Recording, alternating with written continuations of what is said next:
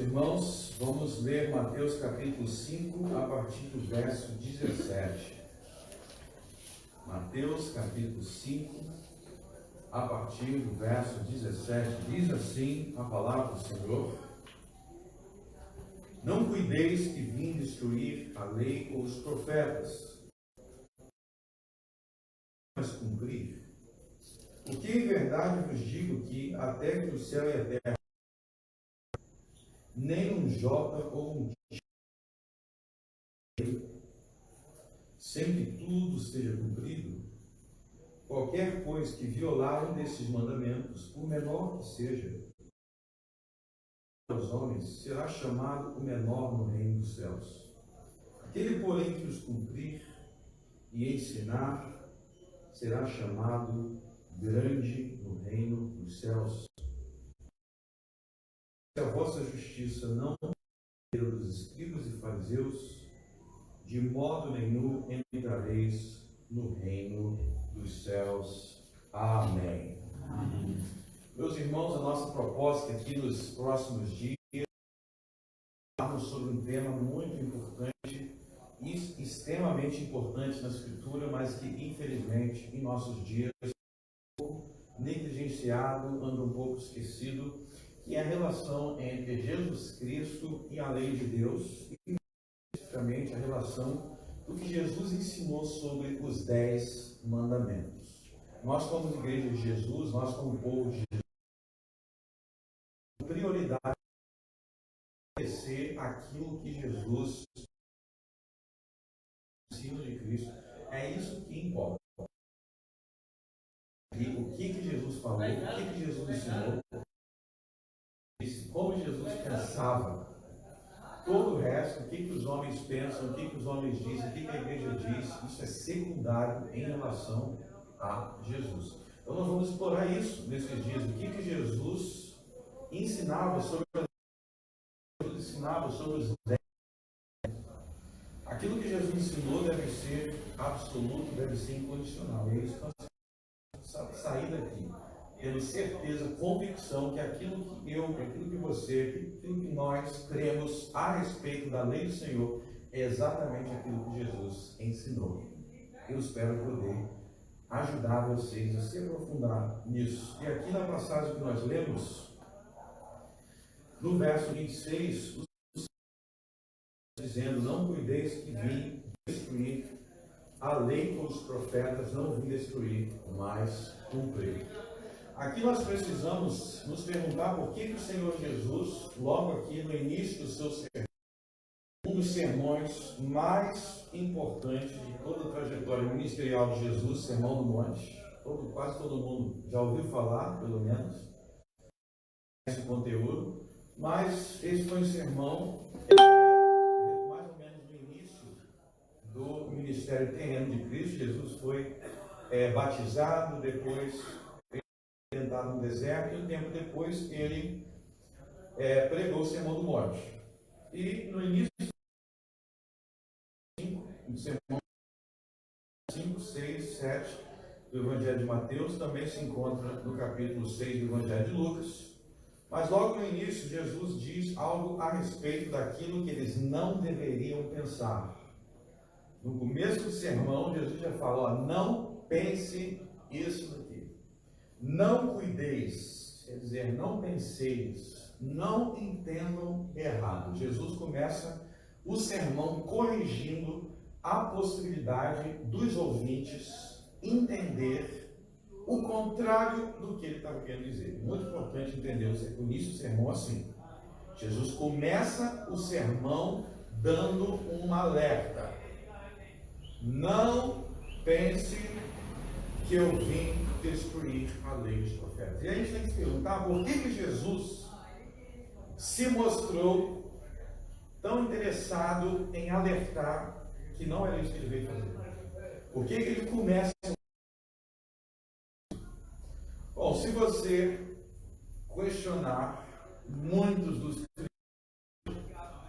20 no século já, desde o nascimento de Cristo, se você conversar com as pessoas por aí, você vai entender por que esse alerta é tão importante. Porque até os dias de hoje, tem muitas pessoas que leem esse sermão e lê o sermão e conclui que Jesus veio destruir a lei e os profetas. O que Jesus falou no sermão que ele não veio fazer. E a chave para entender o que estava acontecendo aqui está no verso 20. Jesus diz: porque vos digo que se a vossa justiça não exceder a dos escribas e fariseus, de modo nenhum entrareis no reino dos céus. Então Jesus Cristo, veja que Jesus Cristo inicia o sermão com uma correção: não pense isso, isso, isso. E ele começa com um aviso sobre um grupo específico de pessoas, que são os escribas e os fariseus. Eu, no primeiro século, e você vivesse ali na Judéia, se alguém te perguntasse: quem são os principais mestres da Bíblia? Quem são as grandes referências no que Moisés ensinou, o que Isaías ensinou, o que Ezequiel ensinou? Quem são as referências para ensinar? Os pregadores que são as referências. Todo mundo ia te dizer: os escribas, os fariseus. Alguns iam responder: os saduceus. Então aqui Jesus está se referindo aos líderes, aos principais líderes religiosos daquela época. E é aí que você tem que entender qual é o grande choque. E Jesus fala: se a vossa justiça não exceder a dos principais líderes religiosos do tempo que nós vivemos aqui na Judéia, vocês de maneira nenhuma vão entrar no reino dos céus. Então, isso é o que Jesus começa avisando. Por que Jesus começa avisando isso? Qual a relação disso com o verso 17? Como nós acabamos de ler no verso 17, não podeis que vir escolher os profetas. Pelo seguinte, a expressão aí, a lei, se vocês olharem para outras partes do Evangelho, dos 4 Evangelhos, a lei e os profetas é uma referência ao que nós chamamos de Velho Testamento. Então, não penseis que vim destruir a lei e os profetas, não penseis que eu vim anular, destruir aquilo que o Velho Testamento dizia. A lei, os livros de Moisés, Gênesis, Êxodo, Levítico, Número, Deuteronômio, a lei. Os profetas, Samuel era um profeta, Isaías, Jeremias, todos os outros livros eram coletivamente chamados os livros dos profetas. Então o aviso de Jesus: não penseis que eu vim destruir o Velho Testamento. E qual é a relação disso com o que é dito no verso 20? A relação disso com o que é dito no verso 20 é o seguinte: aquilo que Jesus estava prestes a ensinar no Sermão do Monte, aquelas pessoas ali que faziam parte do público original, que estavam ouvindo Jesus pregar pela primeira vez, ao ouvir o ensino de Jesus, a reação deles, mediante o fato de que os fariseus eram os líderes da época, eles vão falar assim: isso aí que Jesus está ensinando não é igual, não é parecido com o que nós aprendemos com os escribas fariseus. As pessoas que viam Jesus pregar pela primeira vez, essa era a reação delas. A reação delas era: nós fomos criados aqui na Judéia, nós fomos criados como judeus, nós ouvimos os fariseus, os escribas ensinar sobre Moisés, sobre os profetas, sobre Isaías, sobre Malaquias, mas essas coisas que Jesus está ensinando é diferente do que os escribas e fariseus ensinavam. E se é diferente do que os escribas e fariseus ensinavam, e se os escribas e fariseus nos ensinavam a lei dos profetas, qual conclusão muitos chegariam a respeito de Jesus? Que o que Jesus estava ensinando era uma anulação da lei e dos profetas. Então, um raciocínio muito simples. E nós podemos identificar isso de maneira muito próxima com a experiência que muitos hoje nos dias têm. Tem gente que vai falar: fui criado na igreja, ou eu frequentei a igreja por tantos anos, e tem coisa que você está me dizendo, Kleber, que não é como eu aprendi sobre os evangelhos. Não é como eu aprendi aqui, ou com tal pessoa, ou com tal líder. Então, o que você está dizendo, você está indo contra a Bíblia. Essa era a conclusão que muitos naquele tempo estavam chegando sobre Jesus. Jesus, você está indo contra Moisés. Você está indo contra os profetas, porque tudo que você está nos ensinando não é o que os fariseus nos disseram que Moisés ensinava. Tudo que você, Jesus, está nos ensinando contradiz aquilo que até agora nós tínhamos aprendido sobre a lei dos profetas. Então só tem duas possibilidades. Ou você, Jesus, está errado, ou os fariseus estão errados. Porque os dois não podem estar certos. Porque Jesus, você nos ensina isso aqui sobre o rito de lavagem das mãos. Mateus 15. Os fariseus dizem outra coisa. Qual devemos seguir? Veja então, meus irmãos, que em qualquer cenário que vocês entrarem, em que existe uma falsa religiosidade, vocês vão experimentar essa mesma situação aqui. Qualquer situação que tiver uma falsa religiosidade, que tiver um nome, mas for falso, a partir do momento que você disser a verdade, as pessoas vão reagir dessa forma, vão dizer, peraí, não é igual. Me disseram que é. Então essa é a postura de Jesus, e por isso que Jesus precisou então iniciar seu sermão dizendo, não cuideis que vim destruir a lei dos profetas. E mais uma coisinha, os fariseus, eles não ensinam a verdadeira justiça. Então Jesus começa o seu sermão deixando claro uma linha divisória. E nessa linha divisória ele deixa claro, quem realmente ensina a Bíblia sou eu. E a Bíblia até então não tinha Novo Testamento, era só o Velho Testamento. Jesus está dizendo, quem ensina o Velho Testamento, quem ensina Moisés, quem ensina Isaías, quem ensina Daniel, quem ensina Malaquias, quem ensina os 10 mandamentos de verdade sou eu, e tudo que os fariseus estão ensinando, quase tudo, é falso. Olha o choque que este povo do primeiro século recebeu.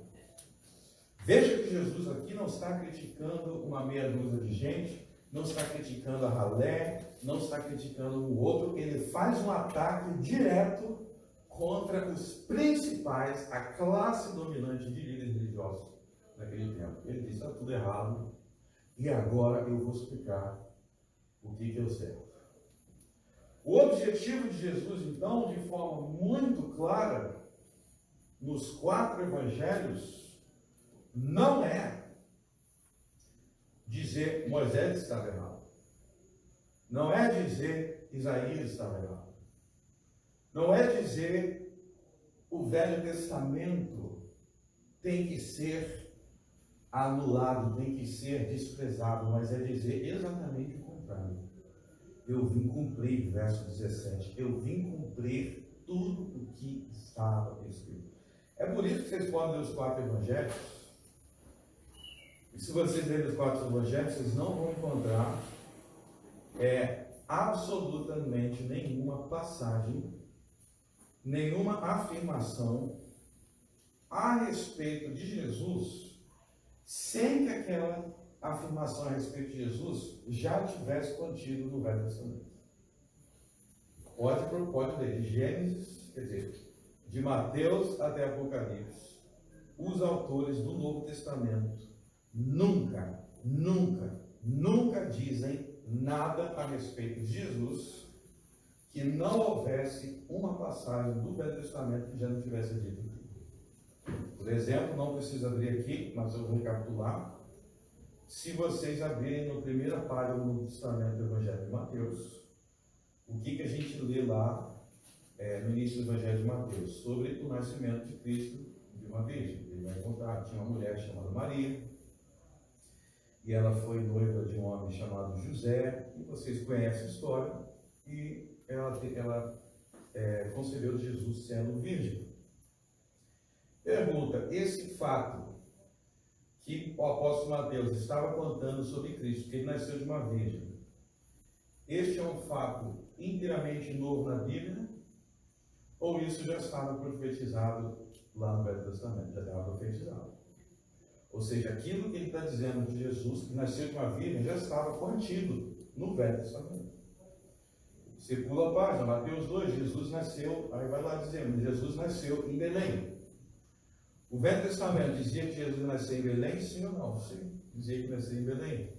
É dito em Mateus 2 que Jesus foi adorado pelos magos de outros países, ou seja, ele foi adorado por gentios. Lembra os magos que vieram adorar Jesus depois que ele nasceu? O Velho Testamento diz isso, sim, várias passagens diz que o Messias, o Cristo, seria adorado pelos gentios. Daqui a pouco o texto vai falar sobre João Batista. Ele vai enfatizar, João Batista é o mensageiro de Isaías 40. Daqui a pouco vai falar que Jesus estava realizando milagres. O Velho Testamento diz que o Messias realizaria milagres. Diz várias passagens, o profeta Isaías que ele realizou milagres. Então não tem nenhuma parte do Evangelho que esteja te dizendo algo sobre Jesus que já não estivesse escrito no Velho Testamento. Por isso que Jesus, então, ao iniciar seu ministério de pregação, diz: não pensei que eu vim abolir a lei e os profetas, não vim abolir, eu vim cumprir. Então não existe nada que Jesus tenha feito, não existe nada que Jesus tenha dito em seu ensino que não estivesse contido na lei dos profetas. Absolutamente nada. Absolutamente nada. Quando Jesus morreu, isso estava escrito. Quando Jesus foi sepultado, estava escrito. Quando Jesus ressuscitou, estava escrito. Qual a primeira coisa que Jesus fez? Não a primeira, mas uma das primeiras coisas que Jesus fez quando ele ressuscitou. Diz Lucas 24 que depois de ressuscitar, Jesus começou a conversar com os discípulos no caminho de Emaús, falando: por que vocês estão incrédulos se tudo o que aconteceu é para que se cumprisse o que estava escrito? Então, uma das primeiras coisas que o Senhor Jesus fez ao ressuscitar foi dizer: está vendo? Estava escrito na Bíblia. Então, a partir desses fatos absolutamente evidentes em cada página do Novo Testamento, toda hora o Novo Testamento repete isso, não é possível ler nenhum livro do Novo Testamento sem toda hora o autor repetindo o que estava escrito, o que estava escrito. Nós devemos nos perguntar: estava escrito aonde? No Velho Testamento. Por isso é um pecado gravíssimo e uma ofensa contra o ensino de Cristo desprezar o Velho Testamento. O desprezo pelo Velho Testamento é um desprezo pela Bíblia que Jesus liga. Será que a gente tem noção disso aí? Jesus Cristo, o Rei dos Reis, Senhor dos Senhores, o Verbo eterno, eternamente gerado do Pai, aquele que criou os céus e a terra, o Criador, ele desceu, e os livros que ele lia, os livros que ele meditava, os livros que ele citava contra os seus oponentes, os livros que ele citou contra Satanás, é do Velho Testamento. Essa era a Bíblia de Jesus. Essa é a Bíblia de Jesus, de Gênesis a Malaquias. Essa era a Bíblia que ele defendia. Essa era a Bíblia que no dia do Senhor ele pregava. Essa era a Bíblia que ele usou para vencer a tentação no deserto contra Satanás, que era o Velho Testamento. E como o Novo Testamento, o tempo todo enfatiza, tudo que Jesus fez e ensinou já estava escrito. Já estava escrito. E é isso que Jesus iniciou aqui no seu ministério, enfatizando: eu não vim destruir a lei dos profetas, não vim destruir, mas vim cumprir.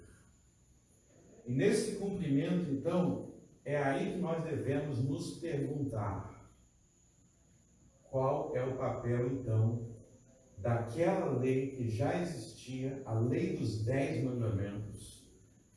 Qual a importância que ela tem para nós, mediante a importância que ela dá para Cristo? E essa importância é tão grande que Jesus diz no verso 18: porque em verdade vos digo que até que o céu e a terra passem, nem um jota ou um tio jamais passará da lei sem que tudo seja cumprido. Uma das coisas que eu mais gosto, meus irmãos, de Jesus, era a maneira que ele usava hipérboles. O que é hipérbole? É uma linguagem exagerada. E eu amo as hipérboles de Cristo porque elas são utilizadas por Cristo para mostrar a importância de algo. Então, quando Jesus queria que você entendesse que algo é muito importante, ele usava algumas coisas bem enfáticas. Por exemplo, quando Jesus queria falar da importância que ele dava para aquelas criancinhas, ele fala assim, ó, quem for pedra de tropeço, quem escandalizar um desses pequeninos, Jesus fala, é melhor que enrolasse uma corda no pescoço, pegasse uma pedra e se jogasse no mar. Ou seja, se for para fazer maldade com criança, o Evangelho de Mateus, Jesus diz, é melhor que você se mate. Então, é uma linguagem forte. Aqui que Jesus, em quais momentos Jesus usa essa linguagem forte? Para quando ele quer que algo seja muito bem enfatizado. Você entenda que ele não está falando de algo de pouca importância. Então ele fala, você quer fazer maldade com crianças? Deixa eu te dizer algo que vai ser melhor se você fizer. Enrola uma corda no pescoço e se mata. Antes de fazer a maldade com a criança. Então, é uma linguagem forte. Ou quando Jesus fala sobre o adultério, a gente vai ver daqui a alguns instantes. Jesus diz, ó, é melhor se você arrancar o teu olho direito, arranca a tua mão. Para que Jesus diz, arranca a tua mão, fura o teu olho? Porque é melhor entrar no céu aleijado do que ser lançado com sua mão bonitinha no inferno. Por que essa linguagem de Jesus? Porque ele quer que você guarde que não ir para o inferno é algo tão sério que se for preciso então arranca os teus olhos, mas não vai para o inferno. Ele está enfatizando o quanto que o inferno é terrível. Então, muitas vezes Jesus usava esse tipo de linguagem para dar uma clareza de que ele não estava brincando e que ele não podia, as suas palavras, o seu ensino não podia ser levado com pouca importância. E aqui ele faz algo parecido, ele fala, ó, até que o céu e a terra passem, nem um jota ou um tio. O que Jesus quer dizer com jota e tio? Ele está falando, até os últimos detalhes da Escritura são importantes. Todos os detalhes. Nem um jota, ou como se falasse, nem um tracinho, nem uma vírgula, nem um ponto final, nem um ponto de interrogação. Todas as partes da Bíblia, e aqui no contexto, todas as partes do Velho Testamento são de tal modo importante que é impossível que até mesmo um jota ou um tio se perca. E aí a gente é desafiado mais uma vez a se perguntar, eu dou o valor para a Escritura, e aqui nós estamos falando da Escritura do Velho Testamento que Jesus dava. Nós valorizamos cada jota e cada tio. Às vezes eu vejo o pessoal falando assim, eu acho tal livro chato, tal livro da Bíblia. Chato é você. Você que é chato e além de chato é burro. E eu vou dizer por que é burro. Porque Deus te deu esse livro para você viver, para te salvar. Você fica chamando de chato. Que burrice é isso? No tempo de Salomão era chamado de tolo. Livro de Provérbios chama de tolo aqueles que não reconhecem que mais vale as palavras de Deus do que o ouro e do que a prata. Então, qual parte da Bíblia é importante e qual não é?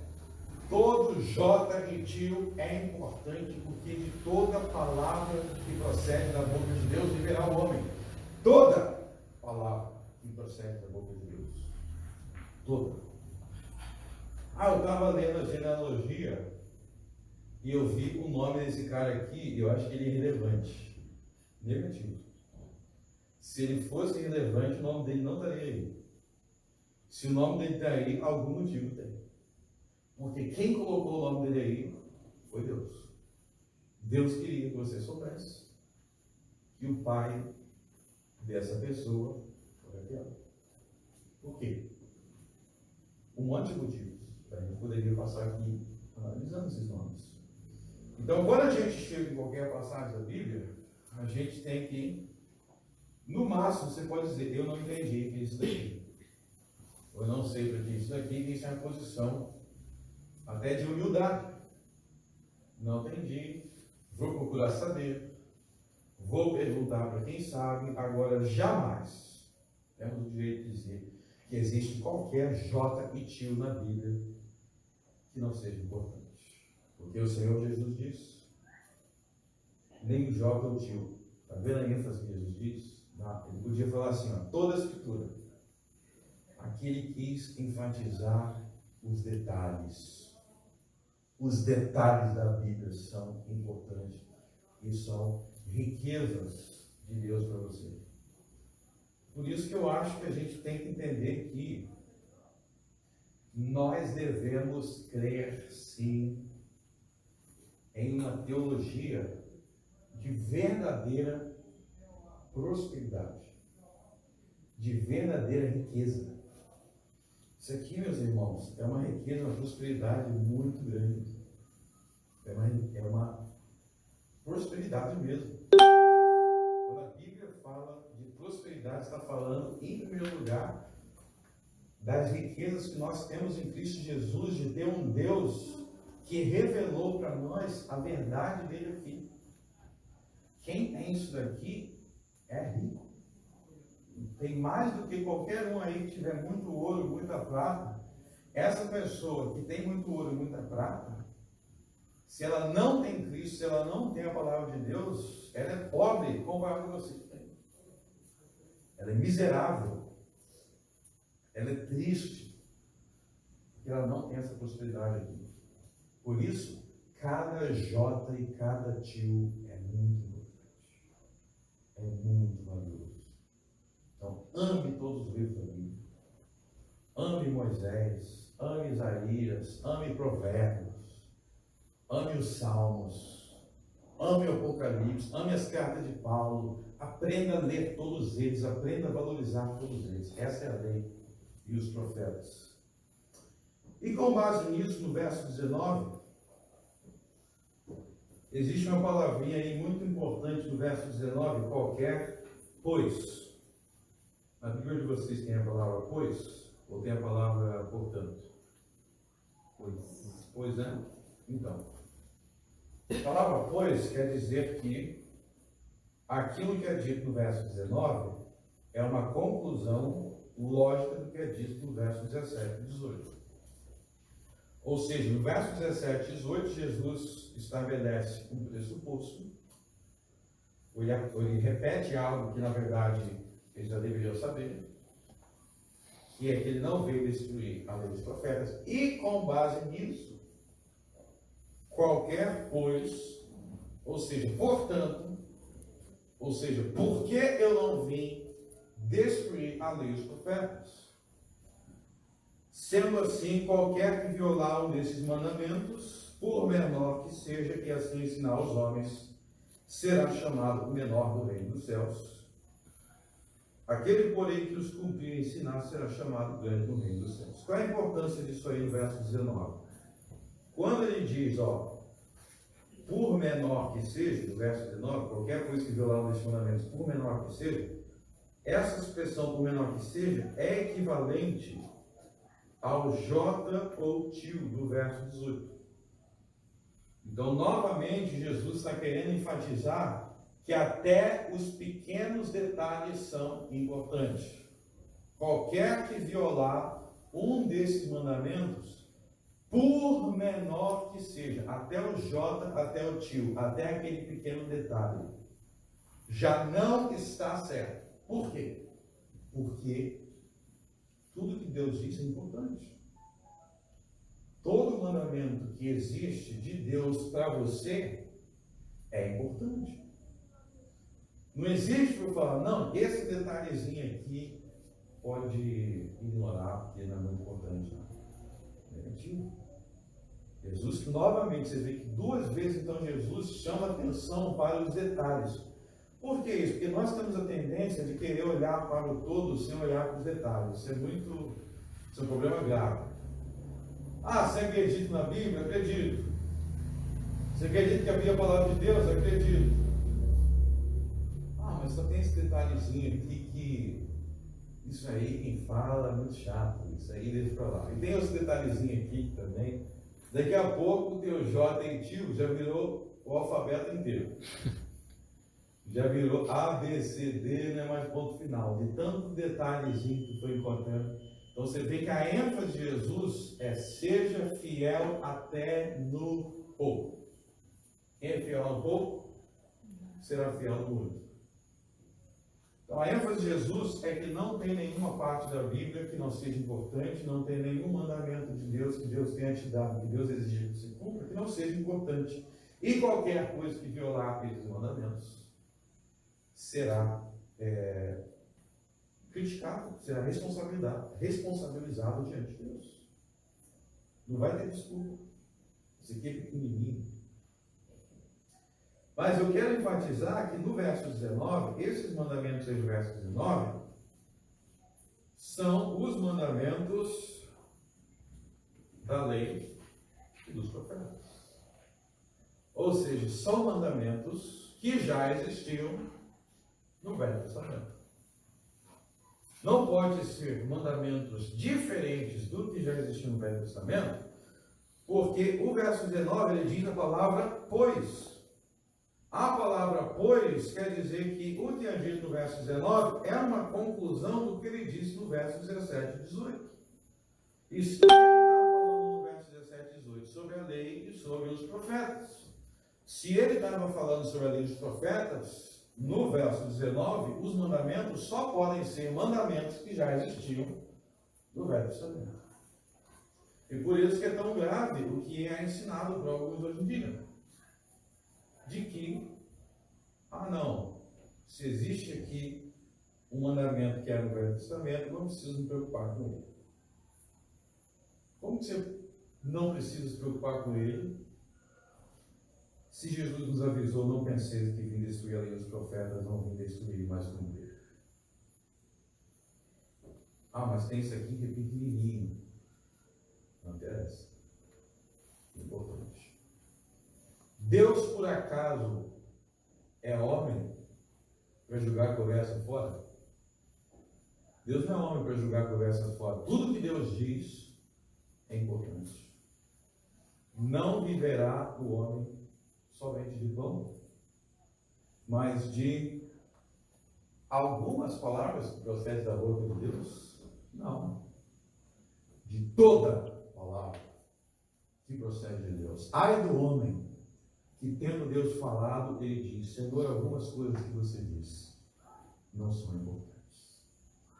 Isso é terrível.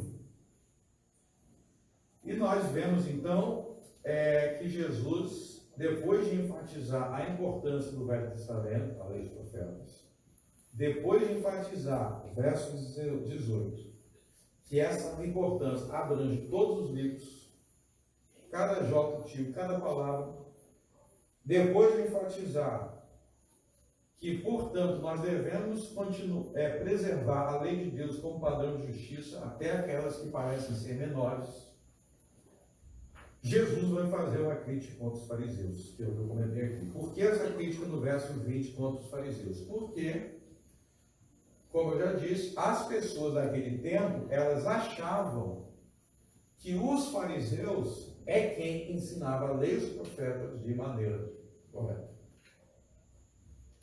Esses dias eu vi uma pessoa dizendo: quem interpreta melhor a Bíblia são os judeus. Uma pessoa diz: quem interpreta melhor a Bíblia são os judeus. A pergunta é: se eles interpretam melhor a Bíblia, por que eles crucificaram o personagem principal da Bíblia? Quem é o personagem principal do Velho Testamento? Jesus.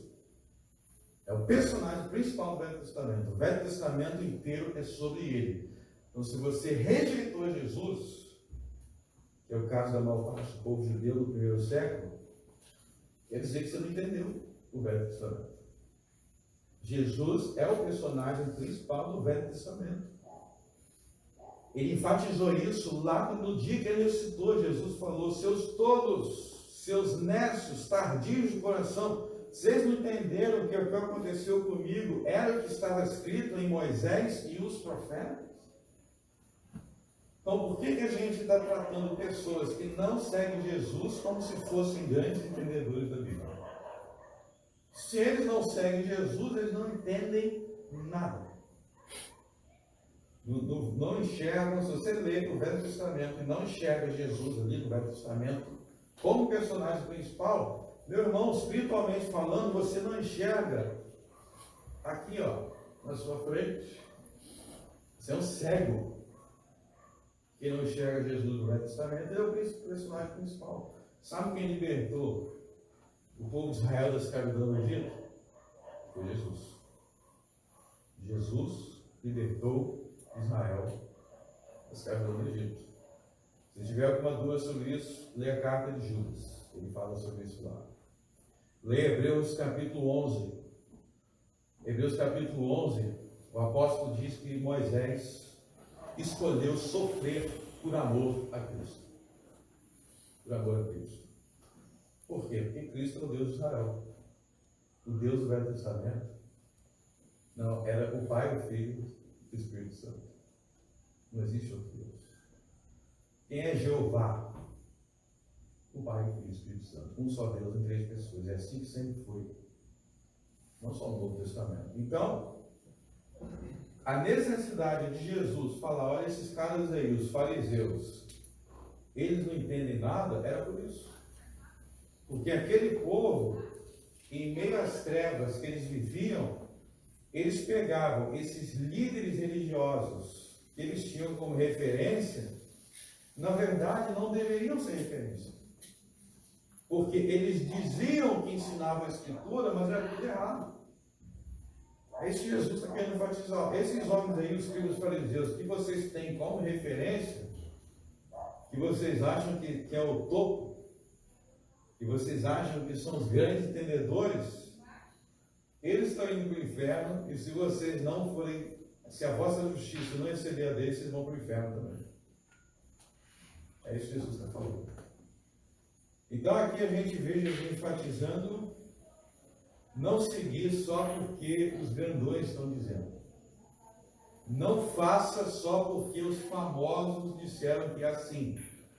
Siga a lei e os profetas. Siga a Bíblia. Não interessa se a elite, as estrelas estão dizendo que é outra coisa. Interessa o que a Escritura diz. Interessa o que Deus falou. E Deus falou por Moisés, pela Escritura, a lei dos profetas. Então, com essa introdução, Jesus estabelece o que ele veio fazer, ensinar a Bíblia, e a Bíblia é o Velho Testamento.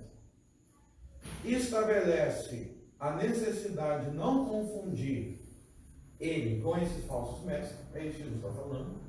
Vou ensinar a Bíblia para vocês, mas por favor não confundam o que eu vou dizer com os fariseus, porque ensina coisa completamente diferente sobre a Bíblia, e quem seguir eles vai para o inferno. E a partir daí, o Senhor Jesus começa a defender no Sermão do Monte os 10 mandamentos. Então, o Sermão do Monte é o Senhor Jesus, o Rei dos Reis, o Senhor dos Senhores, o único Deus vivo e verdadeiro. Ele se fez carne, habitou entre nós. E assim como ele havia feito lá no livro de Êxodo, vocês lembram de onde Moisés estava quando ele recebeu os 10 mandamentos? Ele subiu do monte. E do monte ele se encontrou com quem? Com o Senhor. E o Senhor deu os 10 mandamentos para Moisés. E aqui o Senhor, mais uma vez, em cima do monte, ele não vem agora para entregar simplesmente os 10 mandamentos em 2 tábuas de pedra, como ele fez atrás, mas ele vem para corrigir as falsas interpretações que havia dos mandamentos de Deus. Então, o Sermão do Monte é isso. É Jesus dizendo: vocês aprenderam sobre isso daqui, isso está errado, agora eu vou dizer o que é o certo.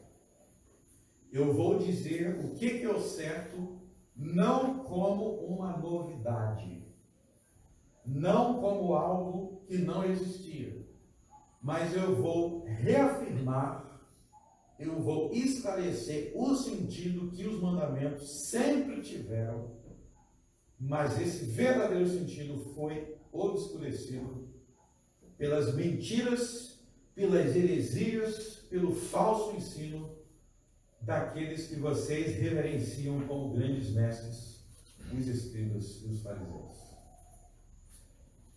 Eu tenho até que horas para falar, cadê? Até você terminar. Eu vou fazer Continua.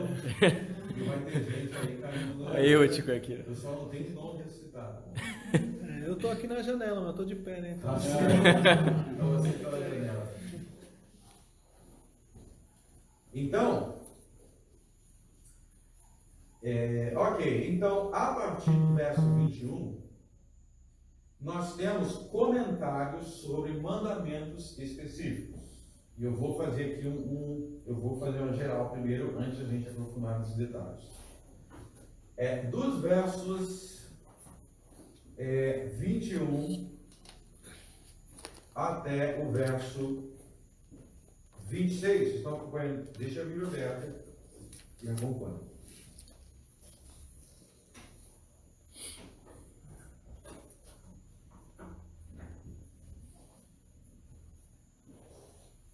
Do verso 21 até o verso 26, Jesus vai explicar e esclarecer maus entendidos sobre o sexto mandamento.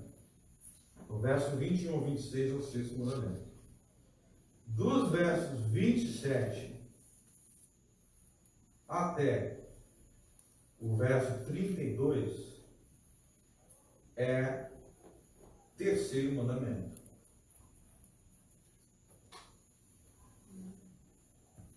Peraí, eu falei terceiro? É o sétimo. É sétimo. Sétimo. Eu me adiantei. Verso 33 até o verso 37, aí é terceiro mandamento. Ele tem a ver com juramentos. É terceiro mandamento.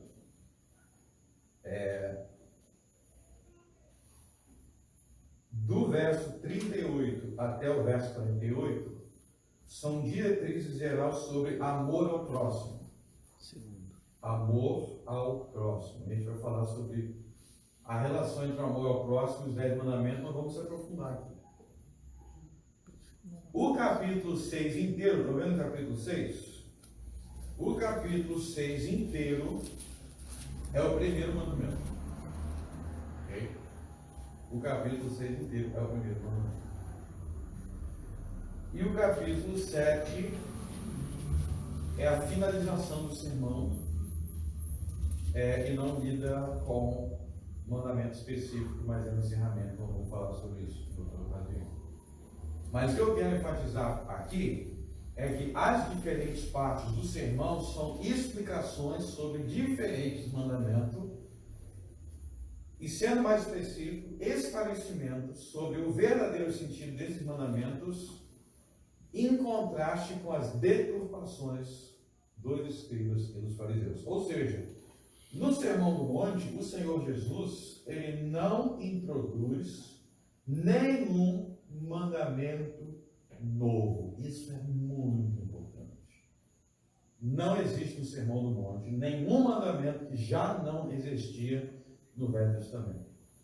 Muita gente se vai ouvir por aí e fala assim, Jesus, quando ele veio ao mundo, ele pegou os mandamentos, ele anulou os mandamentos e deixou somente 2. Vamos dizer, deixou 2 só, que é amar a Deus e amar o próximo. Não sei se alguém aqui já ouviu isso. O primeiro motivo pelo qual está errado é que a pessoa que diz isso nunca leu Deuteronômio e nunca leu Levítico. Ou se leu, dormiu em uma parte da leitura. Porque Deuteronômio 6 diz: amarás ao Senhor teu Deus de todo o teu coração, de toda a tua força. Deuteronômio 6. E Levítico 19 diz: amarás o teu próximo como a ti mesmo. Então, se esses dois mandamentos já estavam no Velho Testamento, você não pode dizer que Jesus, ao ordenar essas coisas, estava introduzindo um mandamento diferente que não existia. Diferente que não existia quer dizer que não existia. Se já existia, você não pode dizer que é novo. Não é novo. Amar a Deus, como diz, amar ao próximo, como diz a carta de João, é o mandamento que tiveste desde o princípio. Então, nenhuma parte do Sermão do Monte Jesus introduz qualquer ordenança nova. E usando as palavras dele, nem J, nem tio, de novidade. Bom, para a gente ver isso, vocês vão ver. Em primeiro lugar, eu já dei o próprio Jesus enfatiza isso no sermão, não penseis que vim destruir a lei dos profetas. Mas vocês vão constatar que as coisas que Jesus ensina no sermão são coisas que eu posso encontrar já sendo ensinado no Velho Testamento. E a chave para entender que já eram ensinados no Velho Testamento, nós temos que guardar duas palavras que são importantíssimas para entender a doutrina de Cristo. A palavra coração e boca. Coração e boca. Vamos ver aqui uma coisa. Verso 21. Jesus diz assim, ouviste que foi dito aos antigos, não matarás, mas qualquer um que matar será réu de juízo. Eu, porém, vos digo que qualquer que sem motivo se encolerizar contra o seu irmão, será réu de juízo. E qualquer que disser ao seu irmão raca, será réu do sinédrio. E qualquer que lhe disser louco, será réu do fogo eterno. Para aí. Então, no verso 21, Jesus cita o mandamento do Velho Testamento, não matarás. E é aqui que entra a grande confusão. Quando Jesus, no verso 1, diz, não matarás, e no verso 22 ele diz, eu, porém, vos digo, muitas pessoas erroneamente pensam, eu, porém, vos digo, quer dizer que Jesus está corrigindo o não matarás, ou ele está acrescentando algo que não existia no não matarás. Mas como eu vou demonstrar aqui, o sentido não é acréscimo. Quando Jesus diz não matarás, e depois ele diz eu, porém, vos digo, isso deve ser entendido a partir da crítica que ele faz contra os escribas e fariseus no verso 20.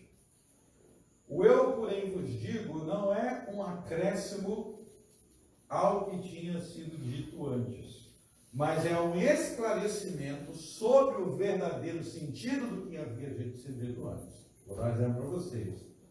Meu amigo ali, Chico, você já ouviu falar, não sereis cabeça, não sereis cauda, sereis cabeça. Mas eu te digo, Chico, que você tem que andar em humildade. Por quê? Presta atenção. Essa passagem, eu serei cabeça não cauda, na verdade ela existe na Bíblia. Mas ela existe com um sentido diferente do que as pessoas dizem por aí. Então, quando eu falo, Chico, você ouviu isso, mas deixa eu te dizer uma coisa, não quer dizer que eu vou contrariar aquele texto que eu estou citando. Quer dizer que eu vou esclarecer o significado aqui do texto diante das deturpações que ele vem recebendo. E quais deturpações são essas? Não matarás. Vamos voltar lá no livro de Gênesis e vamos aprender algumas coisas com Moisés. Gênesis capítulo 4. Quer dizer, Gênesis capítulo 3.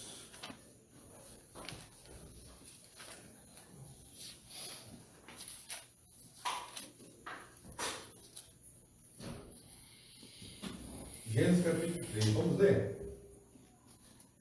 Ora, a serpente era mais astuta que todos os animais do campo que o Senhor Deus tinha feito.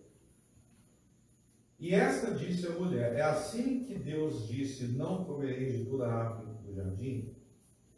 E disse a mulher, a serpente: do fruto das árvores do jardim comeremos. Mas do fruto da árvore que está no meio do jardim, disse Deus: não comereis dele, nem nele tocareis, para que não morrais. Então a serpente disse à mulher: certamente não morrereis.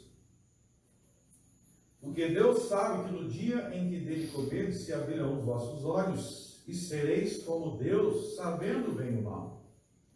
E viu a mulher que aquela árvore era boa para se comer, e agradável aos olhos, e a árvore desejava para dar entendimento, tomou do seu fruto e comeu. Então, existe aí o ato da mulher pegar do fruto e comer. Mas o que Moisés enfatiza, e ele bota muita ênfase disso, que aconteceu antes da mulher dar a mordida? Ela desejou. Ou seja, antes da mordida, do ato da ação, existiu o pecado no coração. Então ela pecou no coração antes da mordida. E não é assim com todos os pecados. Se você cometer um ato pecaminoso, antes do ato se tornar um ato, ele era um plano, um pensamento, um desejo corrompido. Então aqui nós acabamos de ler sobre o primeiro ato de homicídio da face da terra. Tem muita gente que pensa que o primeiro ato de homicídio foi Caim. Na verdade não. Antes de Caim matar Abel, Adão matou a raça humana inteira.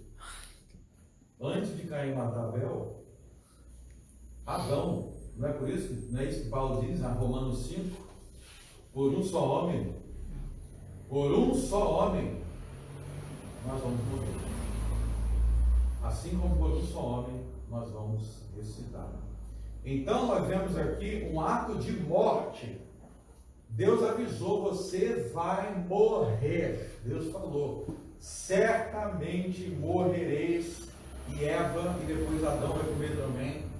Basicamente, falaram então: não acredito em Deus. O que eles fizeram? Mataram a raça humana inteira. Certamente morrereis. E aí, no capítulo 4, nós vamos ler sobre esse sentimento, esse desejo de morte percorrendo nos primeiros filhos de Adão e Eva, dentre os primeiros filhos. E olha só a ênfase que Moisés vai dar novamente. Ele vai contar a história de Caim e Abel, depois vamos ler a partir do verso 1, para ficar bem claro. E conheceu Adão e Eva, sua mulher, e ela concebeu e deu à luz a Caim e disse: alcancei do Senhor um homem. Verso 2: e deu à luz mais a seu irmão Abel, e Abel foi pastor de ovelhas, e Caim foi lavrador na terra. E aconteceu ao cabo de dias que Caim trouxe do fruto da terra uma oferta ao Senhor. E Abel também trouxe dos primogênitos de suas ovelhas e da sua gordura. E atentou o Senhor para Abel e para a sua oferta, mas para Caim e para a sua oferta não atentou. Irou-se Caim fortemente, e descaiu-lhe o semblante. E o Senhor disse a Caim: por que tiraste, por que descaiu teu semblante? Se bem fizeres, não é certo que serás aceito? E se não fizeres o bem, o pecado jaz à porta, e sobre ti será o seu desejo, mas sobre ele deves dominar. E falou Caim com seu irmão Abel, e sucedeu que, estando eles no campo, se levantou Caim contra o seu irmão Abel, e o matou. Então aqui Caim matou Abel, não diz de que maneira, talvez com alguma ferramenta, o texto não diz como. Mas um detalhe importante do texto é que antes dele literalmente matar Abel, o texto enfatiza nos versos 5, 6 e 7 que havia um sentimento e um pensamento de ódio no coração de Caim. Ou seja, o texto enfatiza que o pecado do homicídio não inclui somente o ato de matar, mas incluiu algo no coração de Caim que já estava corrompido, tanto que Deus repreendeu ele. Ele falou: Caim, cuidado com o teu pecado. Então, no capítulo 3 e no capítulo 4, todas as vezes que Moisés até agora falou de pecado, ele está enfatizando que pecado não é só o ato, o pecado começa no coração. E aí, quem leu até aqui já entendeu que o pecado começa no coração. Já entendeu que o sexto mandamento é violado também no coração. E aí você vai lendo, aí tem a genealogia, até que você chega no capítulo 6, que vai ser o capítulo do dilúvio.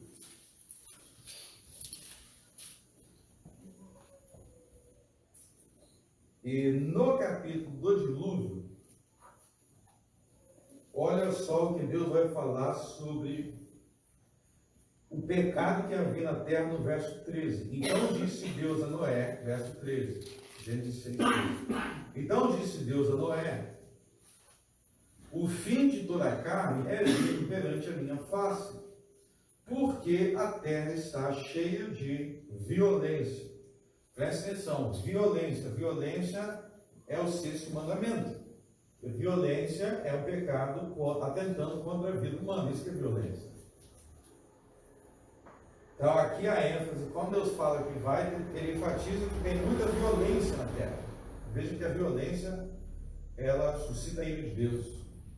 Agora, olha só a ênfase que Deus vai dar ao descrever esse pecado que era violência. Olha só a ênfase do verso 5. E viu o Senhor que a maldade do homem se multiplicara sobre a terra, e que toda a imaginação dos pensamentos do seu coração é má continuamente. Ou seja, ao avaliar os pecados que havia na terra, ao constatar que a terra estava muito cheia de violência, Deus enfatiza que o problema da violência não era só um problema de atos externos, mas o problema é que era a imaginação dos pensamentos eram más. A imaginação dos pensamentos, ou seja, o coração. Então, novamente, o mesmo que é ensinado em Gênesis 4, está sendo ensinado em Gênesis 6, que o homicídio começa no coração. Eu nem saí de Gênesis ainda. No começo de Gênesis, Moisés mal começou a gastar tinta. Ele já está ensinando que o pecado começa no coração. Está todo mundo entendendo? Abra em 1 João. Primeira carta de João, não é evangelho. Primeira carta.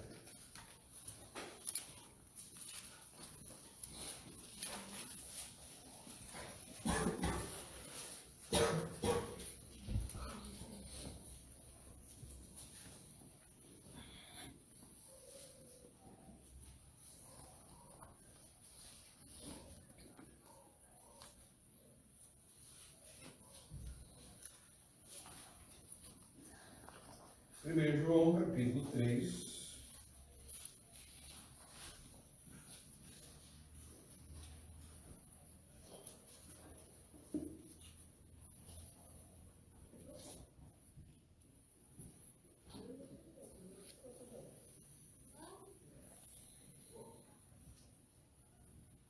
Só um instante aqui. Tá, 1 João, capítulo 3, vamos ler aqui, ó. A partir do verso 11, ok? Porque essa é a mensagem que ouviste desde o princípio, que nos amemos uns aos outros, não como Caim, que era do maligno, que matou seu irmão. E por que causa o matou? Porque as suas obras eram más e as de seu irmão justas.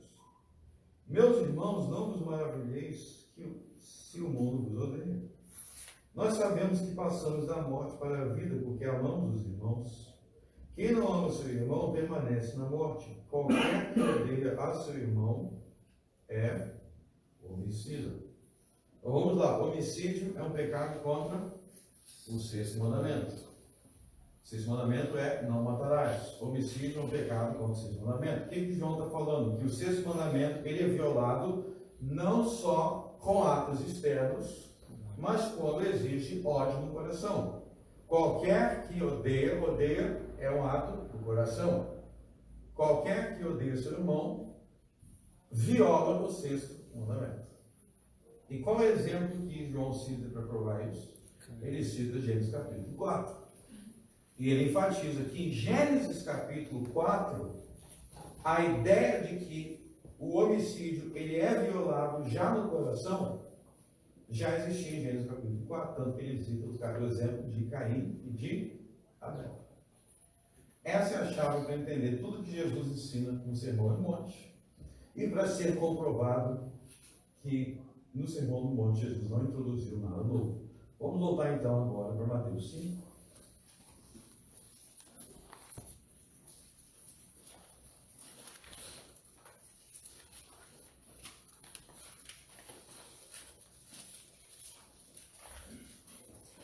Mateus capítulo 5.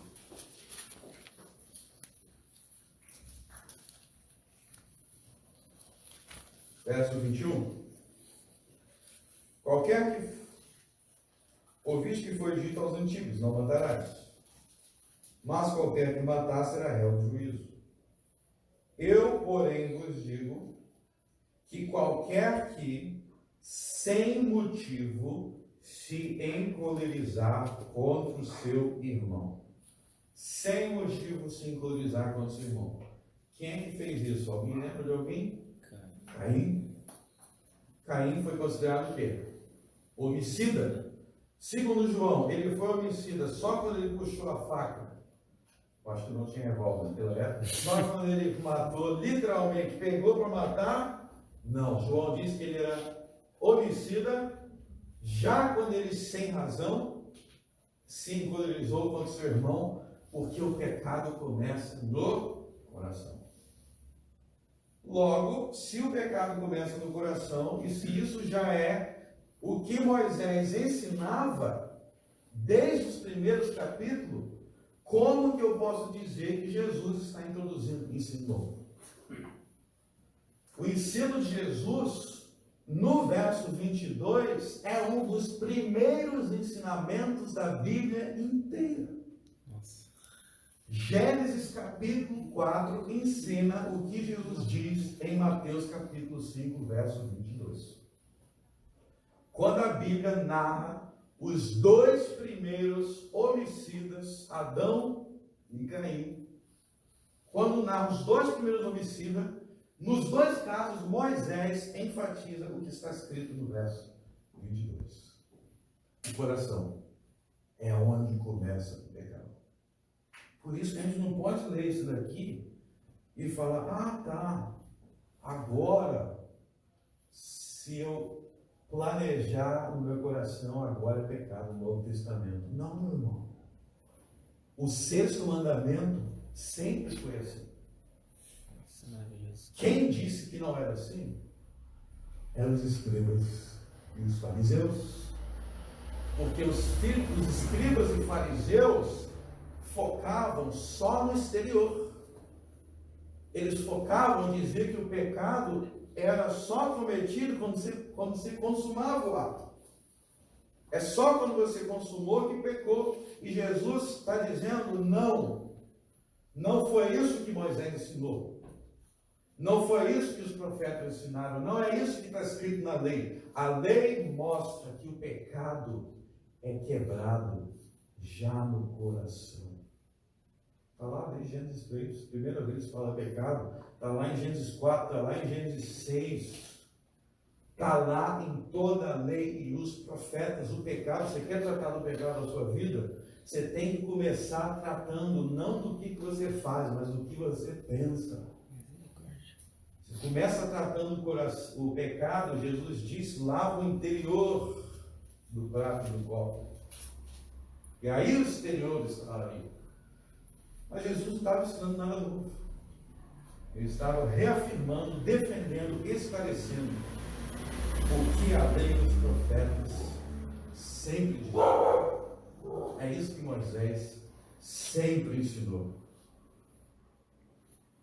Que qualquer que sem motivo se encolerizar contra o seu irmão será réu de juízo. Começa no coração. E qualquer que disser ao seu irmão raca será réu de juízo. Disser a boca. Será que é possível matar com a boca? Moisés e os profetas ensinavam que sim. Diz no livro dos Salmos, por exemplo, o livro dos Salmos fala contra aqueles cuja boca é como de víboras, afiadas como uma espada. Tem pessoas que matam com a boca.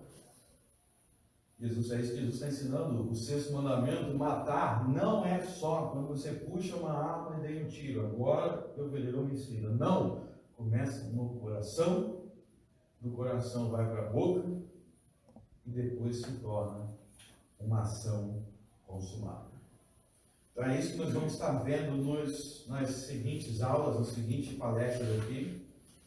Nós vamos vendo que todos os 10 mandamentos são assim. Todos os 10 mandamentos podem ser violados com ações concretas, mas também com o coração e com a boca. Todos eles. É possível você ser um idólatra se ajoelhando diante de uma imagem. Essa é a forma externa de ser idólatra. Você ajoelha, aí ninguém pode falar que você não é. Mas Jesus vai ensinar em Mateus 6 que existe a idolatria do coração. Ninguém vê, mas está lá no coração. Ou seja, primeiro e segundo mandamento contra a idolatria pode ser quebrado das duas formas. Adultério, Jesus vai falar que o 7º mandamento pode ser violado ou você consumando o ato, mas também aquele que cobiçar a mulher do seu coração. Tudo isso foi ensinado por Cristo nos 10 mandamentos, mas antes de Cristo nos 10 mandamentos já era ensinado no Velho Testamento. Já tinha sido ensinado por Moisés, no livro de Jó. Então é isso que nós vamos ver nas próximas aulas. Eu vou mostrar para vocês que todos os 10 mandamentos, por exemplo, estão contidos em Gênesis 1, e 2 e 3. Eu vou mostrar para vocês que só com Gênesis 1, 2 e 3 eu provo todos os 10 mandamentos. Então, meus irmãos, não penseis que eu vim destruir a lei dos profetas. Não penseis. Tire esse pensamento da mente de vocês. Não vim destruir. Eu vim cumprir. E é isso que eu espero que nós, nesses dias aqui, nós venhamos fazer. Meditar, não em palavras de homens, mas no ensino do próprio Cristo, o Mestre dos Mestres. Nós vamos amar a lei do Senhor, nós vamos amar os 10 mandamentos. Não porque nenhum homem disse, mas porque o Senhor Jesus nos ensinou a amá-los e a guardá-los. Amém. Vamos orar. Altíssimo Deus, graças te dou pelos teus mandamentos, pela tua lei, pelos teus profetas, pelas tuas escrituras. Graças te dou, Senhor, porque se Cristo não tivesse aberto os nossos olhos, se não tivesse aberto o nosso coração, nós nada seríamos cegos, tateando no escuro. Senhor, ilumine para que os próximos dias sejam dias de grande arrependimento, que sejam dias de grande entendimento, de grande crescimento na fé, na sabedoria. Senhor, não há sabedoria sem a tua lei. Por isso, Senhor, nos ajude a amá-la, para que não venhamos seguir conselhos dos ímpios, nem se assentar na roda dos escarnecedores, mas que na tua lei venhamos meditar de dia e de noite, capacitados pelo teu Santo Espírito, por meio do Evangelho, no nome de Cristo oramos. Amém. Amém.